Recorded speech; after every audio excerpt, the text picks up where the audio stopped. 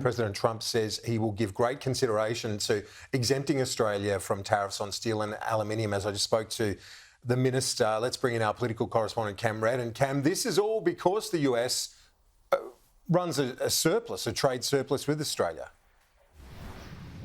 In simple terms, Kieran, it means that we buy more off them than they buy off us. And that is the critical reason that President Trump is now considering, in his words, giving great consideration to carving Australia out of these new steel and aluminium tariffs that he signed into law this morning. The Prime Minister was one of the last voices in Donald Trump's ear before the pen hit the paper, and he signed off on those tariffs with no exemptions to any country. But in the seconds after signing that document, President Trump was asked about that phone call with Anthony Albanese, and he said in explicit terms he is considering a trade exemption, a tariff exemption for Australia, pointing to the size of the surplus and, in particular, in his words, how many aeroplanes that Australia buys of the United States.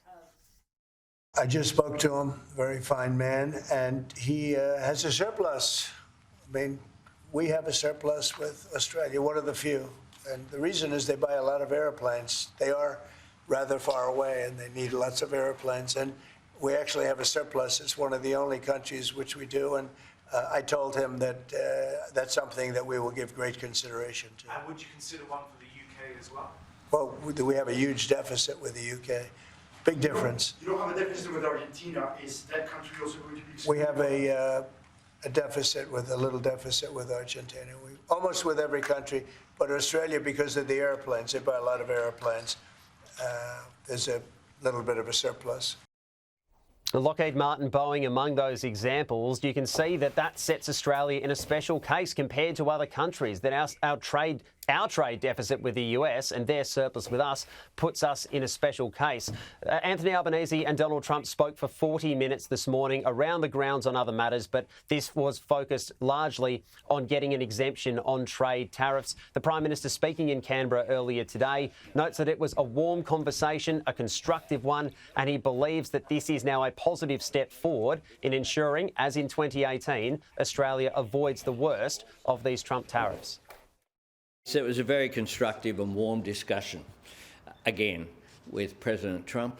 The US President agreed that an exemption was under consideration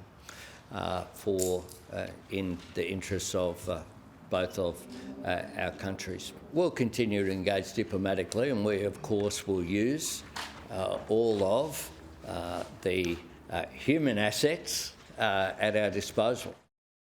And the Prime Minister will have the support of the opposition in this endeavour. Peter Dutton speaking in Parliament House here a short time ago with perhaps his most public criticism of Donald Trump and the new American administration, arguing that tariffs imposed on Australia would damage the relationship with the United States. And he says that he will support the Prime Minister's endeavours in having these tariffs not imposed.